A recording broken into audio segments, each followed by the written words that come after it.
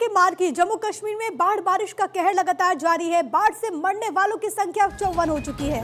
कटरा में 34, रियासी में 7, डोडा में 4 लोगों ने जान गंवा दी है। जम्मू 5, कठुआ में 1, वहीं रामबन में 3 लोगों की मौत हुई है। तो लगातार बारिश और बाढ़ के जो हालात बने हुए हैं, प्रकृति का ये प्रकोप देखने को मिल रहा है पूरे के पूरे जम्मू संभाग में। और वहां से जो तस्वीरें सामने आती है वो यकीनन लोगों को डरा रही है, खौफजदा कर रही है, क्योंकि कई रास्ते हैं जो कि बाधित हुए हैं। पहाड़ से लगातार जो मलबा है वो गिर रहा है और नतीजतन जो नदियां हैं वो इस वक्त उफान पर हैं, चाहे वो ब्यास नदी हो, चाहे वो रावी हो।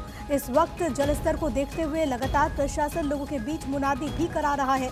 सबसे बड़ी बात है कि इस वक्त जो सिचुएशन, आप सोचिए कि 100 साल से ज़्यादा वक्त का रिकॉर्ड टूट चुका है। और अगर उधमपुर इलाके की बात करें तो वहाँ पर भी लगातार बारिश हो रही है। कटरा की बात करें तो 34 लोगों की जान जा चुकी है। अभी तक जो इन्फॉर्मेशन सामने आई है, आपको याद होगा कि वहाँ पर माता वैष्णो देवी मार्ग में किस तरीके से भूस्खलन हुआ था। इसके अलावा जो आसपास के क्षेत्र हैं वो भी लगातार प्रभावित बताए जा रहे हैं। और बीते कई दिनों से अगर हम देखें तो जम्मू में विशेष तौर पर हालात बेहद खराब है। कई जगहों से आपने वो तस्वीरें भी देखी कि कैसे बादल फटने से भी लोगों को काफ़ी ज़्यादा दिक्कतें हुई। कई लोगों ने जान गंवा दी है। बाढ़ बारिश का कहर इस वक्त पहाड़ी राज्यों में देखने को मिल रहा है और बादलों का ये जो प्रचंड प्रहार है, इसकी मार इस वक्त झेल रहा है जम्मू। हालांकि लगातार कोशिश यही है कि लोगों को निकाला जा सके और इसके लिए भारतीय वायुसेना भी पूरी तरीके से मोर्चा संभाले हुए नजर आ रही है। आपने देखा कि किस तरीके से रेस्क्यू ऑपरेशन बाकायदा चलाया जा रहा है। लोगों को निकालने का काम, लोगों को शिफ्ट करने का काम लगातार जारी है। कुछ तस्वीरें आप मेरे आसपास देख रहे हैं। रावी नदी कैसे उफनाई हुई है, आप इन तस्वीरों में देखिएगा किस तरीके से वहां पर जलस्तर बढ़ने से लोगों की दिक्कतें बढ़ गई है। तवी नदी की बात करें तो वहां पर भी ये जो ऊंची ऊंची लहरें हैं वो लोगों को डराती है और इसके वजह से जो इंफ्रास्ट्रक्चर है उसको काफ़ी ज़्यादा नुकसान हो रहा है। आप देखिए पुल टूट गए और ऐसे कोई एक तस्वीर नहीं, ऐसी कई सारी तस्वीरें जब रास्ते से वाहन गुजर रहे और एकदम से सड़क धंस जाती है। कई गाड़ियां हैं जो कि बह गई। लोगों के सामने इस वक्त कई सारे सवाल हैं, लेकिन पहली कोशिश लोगों की भी होती है कि कैसे अपनी ज़िंदगी को बचाया जा सके। अखनूर की तस्वीर, अनंतनाग की तस्वीर, भद्रवाह, डोडा, कठुआ की तस्वीरें आपकी टीवी स्क्रीन पर, जहाँ पर लगातार बारिश से कैसे हालात उत्पन्न हुए हैं, ये तस्वीरें उसकी गवाही देती है। आप सोचिए कि लोगों ने अपनी पूरी पूंजी को छोड़कर वहां पर शिफ्ट करने का फैसला लिया है। लोग वहां से लगातार हट रहे हैं, किसी सुरक्षित जगहों पर जा रहे हैं और लगातार प्रशासन की तरफ से भी कोशिश रही है कि जो इस वक्त सबसे ज़्यादा प्रभावित क्षेत्र हैं वहां से लोगों को निकाला जा सके। भद्रवाह में आप देखेंगे कि वहां पर इस वक्त नदी किस तरीके से उफनाई हुई है। नदी नाले जलस्तर इतना ज़्यादा बढ़ गया है कि जो ऊंची ऊंची इमारतें हैं वहां तक पानी जा पहुंचा। इसी वजह से लोगों को काफ़ी ज़्यादा दिक्कतें हो रही है। खासतौर पर जो नदी किनारे जो पूरे इलाके हैं वहां पर लोगों को लगातार शिफ्ट करने का काम किया जा रहा है। लोगों से लगातार अपील की जा रही है कि लोग बहुत ज़्यादा सावधानी बरतें और इन वाटर बॉडीज से दूरी बना करके रखें। ग्राफिक्स के जरिए बड़ी बात है, जम्मू कश्मीर में आफत की बारिश 24 घंटे में 380 मिलीमीटर बारिश दर्ज हुई है। साल 1910 के बाद सबसे ज़्यादा बारिश इस बार दर्ज हुई है। और इसके अलावा उधमपुर की बात करें तो 24 घंटे में 630 मिलीमीटर बारिश यहाँ पर रिकॉर्ड हुई है। यहाँ पर भी रिकॉर्ड टूटता हुआ 2019 की बारिश का रिकॉर्ड टूट चुका है। और लगातार आप देख रहे हैं कि किस तरीके से बारिश हो रही है, चाहे हम जम्मू की बात करें, इसके अलावा पूरे संभाग को आप देखेंगे अलग अलग क्षेत्र जो कि प्रभावित है, चाहे वो कटरा हो, चाहे वो उधमपुर हो, वहां पर लगातार बारिश हो रही है। इस वक्त मैप के जरिए मैं आपको बता रही कि पूरे देश में हालात क्या है। सबसे पहले अगर दक्षिण राज्यों की बात करें तो तेलंगाना 29 मिलीमीटर बारिश यहां पर दर्ज हुई है। ओडिशा की बात करें तो 15.5 मिलीमीटर, गोवा की बात करें तो यहां पर 72.4 मिलीमीटर, हरियाणा की बात करें तो 17.7 मिलीमीटर, पंजाब 14.4, जम्मू कश्मीर में क्योंकि इस वक्त सबसे ज़्यादा यहीं पर आपदा देखने को मिल रही है तो यहाँ पर बारिश दर्ज हुई है 73.2 मिलीमीटर। इसके अलावा लद्दाख में 13.4 मिलीमीटर, हिमाचल प्रदेश में 16.5 मिलीमीटर। लेकिन सबसे ज़्यादा परेशानी है जम्मू कश्मीर में, जहां पर 73.2 मिलीमीटर बारिश दर्ज हुई है। यानी कि आप समझिए कि इस बार किस तरीके से लगातार बारिश हो रही है। और इस आफत की बारिश में इस वक्त जम्मू त्राहिमाम कर रहा है। जम्मू में जिस तरीके से ये पूरी प्राकृतिक आपदा आई, आप सोचिए अलग अलग नदियाँ जो हैं वहाँ पर उफनाई हुई हैं। एक बार फिर से मैप के जरिए, और आप देखेंगे इस पूरे मैप में भारत के एक बड़े हिस्से में इस वक्त देखने को मिल रहा है बाढ़ बारिश का कहर। सबसे ज़्यादा जो प्रभावित इलाके हैं वो हमने आपको बताया, लेकिन कहाँ कहाँ रेड अलर्ट है ये आप जरा समझिए। हरियाणा पंजाब की बात करें तो चंडीगढ़, रूपनगर, एसएएस नगर, यमुनानगर, पंचकुला, अंबाला, ये हरियाणा और पंजाब के इलाके हैं जहाँ पर इस वक्त बारिश को लेकर के रेड अलर्ट जारी किया गया है। इसके अलावा भी और कौन कौन से राज्य हैं वो भी हम आपको बताएंगे, क्योंकि इस वक्त मौसम विभाग की तरफ से जो पूर्वानुमान जाहिर किया गया है उसके मद्देनजर लोगों को बहुत ज़्यादा सावधानी बरतने की ज़रूरत है। और इन तमाम तमाम जगहों पर, तमाम राज्यों में जहां जहां अलर्ट है वहां पर स्थानीय महकमा पूरी तरीके से मुस्तैद नजर आता है। लोगों से लगातार अपील की जाती है कि लोग बहुत ज़्यादा सावधानी बरतें। हरियाणा, पंजाब में कहां कहां अलर्ट है वो आप जान लीजिए। इसके अलावा जो कि हम आपको लगातार बता रहे हैं, जम्मू कश्मीर की अगर बात करें तो वहाँ पर अलर्ट है।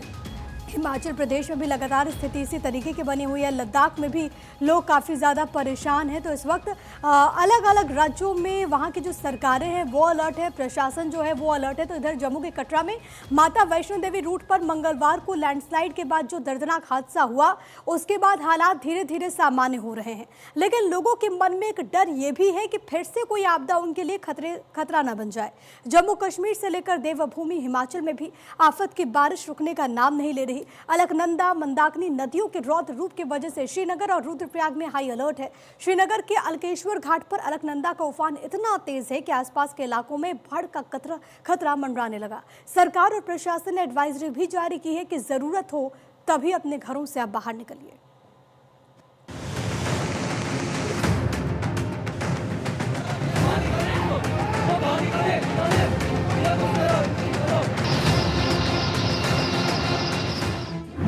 जम्मू कश्मीर में विकट हालात, हिमाचल में मूसलाधार आफत।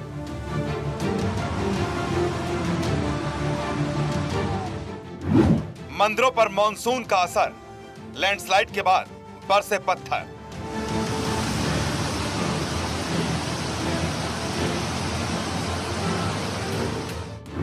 वैष्णो देवी से कल्प केदार, बाढ़ बारिश से हाहाकार।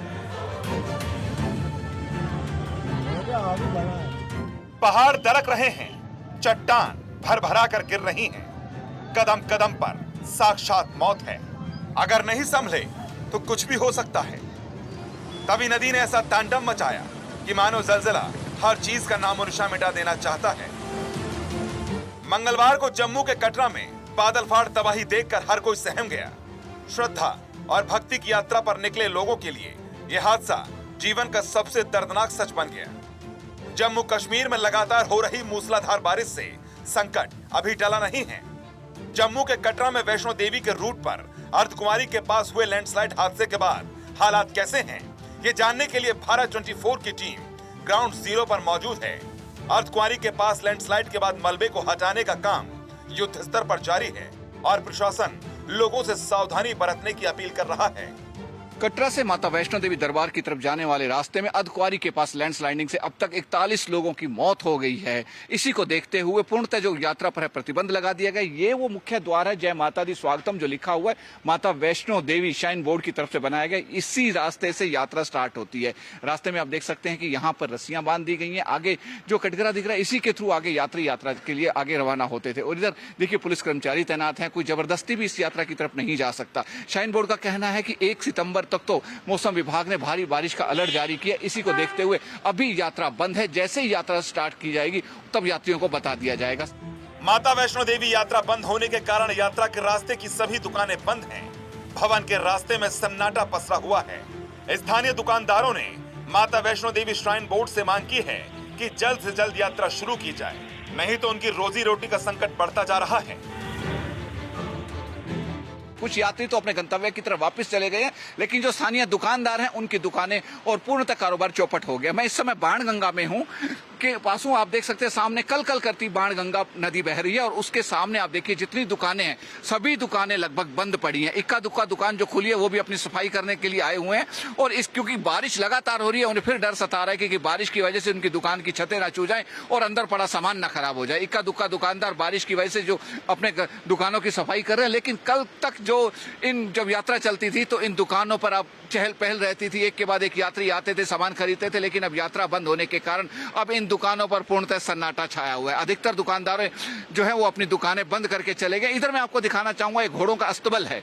इस अस्तबल में हमेशा कहीं ना 100-200 घोड़ा हमेशा उपलब्ध रहता था, ताकि यात्री जो जाते थे घोड़े पर तो यहीं से घोड़े की सवारी शुरू होती थी जो माता वैष्णो देवी दरबार तक लेके जाती थी। अब ये अस्तबल भी बिल्कुल खाली पड़ा है। घोड़े वाले जितने हैं वो तकरीबन अपने अपने घरों को रवाना हो गए हैं। पिट्ठू वाले, पालकी वाले या डोली लेके जो जाते हैं तो वो सब के सब अपने घरों को रवाना हो गए। उनका कहना है कि यहाँ बैठकर बेमतलब का खर्चा भरने से अच्छा है कि अपने घरों को चले जाएं। इसी तरीके जो होटल किराए पर लेकर जो यहाँ होटल चला रहे हैं, होटल मालिकों ने भी अपने जो वर्कर्स रखे हुए थे उनकी छुट्टी कर दी है कि पता नहीं यात्रा कब शुरू होगी।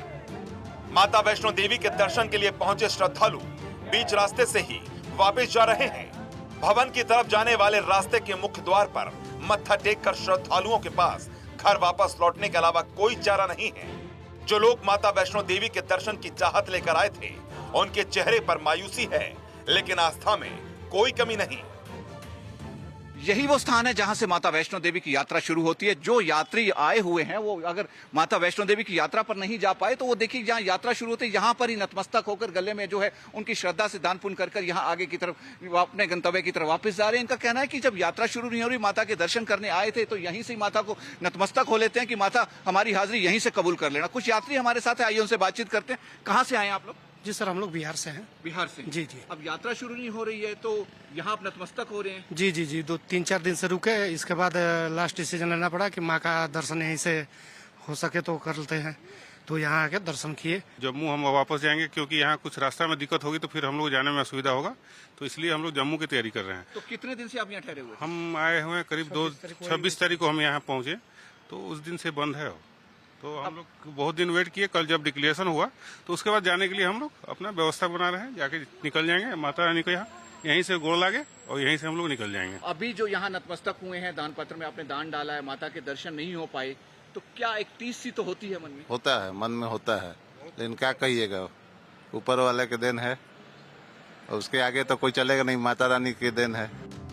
जम्मू कश्मीर ही नहीं, देवभूमि हिमाचल भी मौत के लैंडस्लाइड से करा रहा है।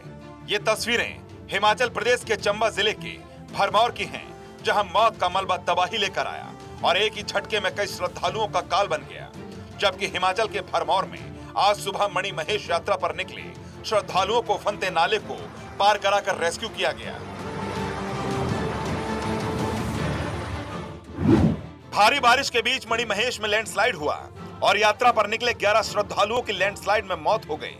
मृतकों में 3 पंजाब, 1 उत्तर प्रदेश और 5 चंबा के रहने वाले थे। भरमौर में अभी करीब 3000 मणि महेश श्रद्धालु फंसे हैं, जिनका रेस्क्यू ऑपरेशन जारी है। पिछले हफ्ते लैंडस्लाइड से 7 श्रद्धालुओं की यहां मौत हुई थी, जबकि 9 लापता हो गए थे। दूसरी तरफ उत्तराखंड में भी बादल फाट तबाही से हाहाकार मचा हुआ है। रुद्रप्रयाग, चमोली, बागेश्वर और टिहरी गढ़वाल जिले में गुरुवार रात बादल फटने से 5 लोगों की मौत हो गई, जबकि 3 अभी भी लापता हैं, जिनकी तलाश जारी है। लैंडस्लाइड के चलते लगभग 30 से 40 परिवार मलबे के ढेर में दब गए। चमोली में भी कई परिवारों के मलबे में फंसे होने की आशंका जताई जा रही है। एनडीआरएफ, एसडीआरएफ और डीडीआरएफ और पुलिस की टीमें प्रभावित जिलों के लिए रवाना हो गई हैं। बागेश्वर में भी रात भर बारिश से 2 लोगों की मौत हो गई। वहीं रुद्रप्रयाग में मलबे में फंसे 70 से ज्यादा लोगों को रेस्क्यू किया जा चुका है। उत्तराखंड में कल रात से भारी बारिश के कारण बद्रीनाथ हाईवे अलकनंदा नदी में डूब गया। अलकनंदा और मंदाकिनी नदियां खतरे के निशान के ऊपर बह रही हैं। हालात इतने बदतर हो चुके हैं कि रिहायशी इलाकों में भी पानी घुस गया। अलकनंदा मंदाकिनी नदियों के रौद्र रूप के चलते श्रीनगर और रुद्रप्रयाग में हाई अलर्ट जारी किया गया है। हालात ऐसे हैं कि लोगों को किसी बड़ी आपदा का डर सता रहा है। श्रीनगर के अलकेश्वर घाट पर अलकनंदा का उफान इतना तेज है कि आसपास के इलाकों में लोगों को बाढ़ का खतरा साफ दिखाई दे रहा है। जुलाई के बाद अगस्त बीतने को है, लेकिन मानसून की बारिश पहाड़ों पर खतरा पैदा कर रही है। हर साल बादल जमकर बरसते हैं और पहाड़ खिसकते हैं, लेकिन इंसान तो इंसान, देवभूमि के मंदिर भी कुदरत की मार झेल रहे हैं, जो श्रद्धालुओं के लिए किसी अग्नि परीक्षा से कम नहीं है। भगवान के दर पर जो श्रद्धालु दर्शन के लिए आते हैं, उनका सामना मौत से होता है।